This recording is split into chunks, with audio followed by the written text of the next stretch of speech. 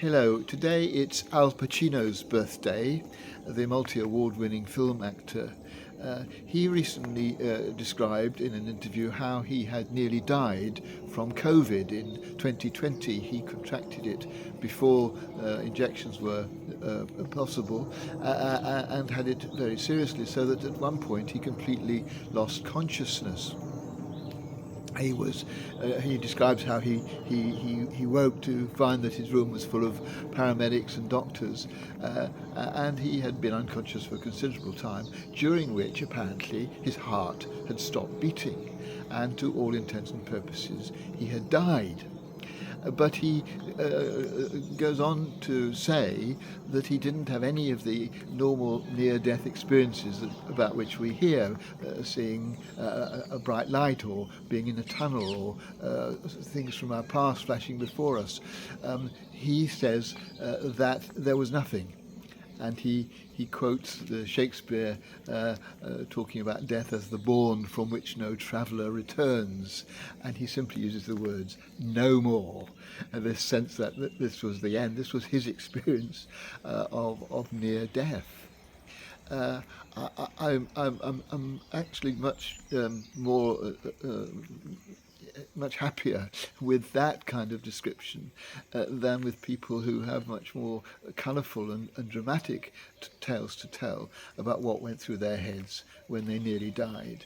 These are, I'm sure, perfectly real for them, but they are surely not an indication of what life is like beyond the grave. Where there can be nothing that is remotely similar to anything we know now, because there is nothing physical or temporal about it. And St. Paul, when writing about the resurrection, makes it perfectly clear that for him, what life is like beyond death is totally different from what it's like now. He describes it as being, the image he uses is that it's the same difference as between a seed that's planted in the ground and what emerges from that seed when eventually it grows. You wouldn't think the two were connected, but they are. And so he describes the life beyond death as something that is beautiful, wonderful, something that actually has a connection with our life here. After all, the flower or the vegetable, whatever it is, grows from the seed. There's a connection between the life that we have and the form that we have, the kind of body that we have, and not using that term in any physical sense, but to describe our personality that we have when we die. There's a connection between that. We are the same, and yet we are completely different.